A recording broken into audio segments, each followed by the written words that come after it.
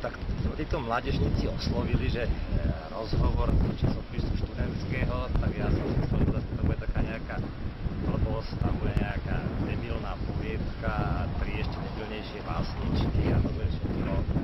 Ja som si hovoril, no urobím dobrú vec, že pomôžem mladým alebo čo, tak som ten rozhovor urobil.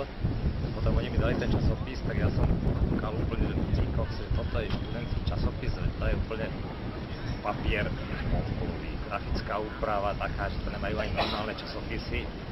Tak som to aj začal čítať, no a teda aj tie články boli všetky na úrovni normálnej, nie že študenti. Bolo to výborné a je to výborné, že takže mladí majú takúto šancu takéto niečo robiť, že bolo výborné, keď to mohli pokračovať a keď teda nejakým dobrým ľuďom, ktorí im to umožnili, tak bolo by to skvelé.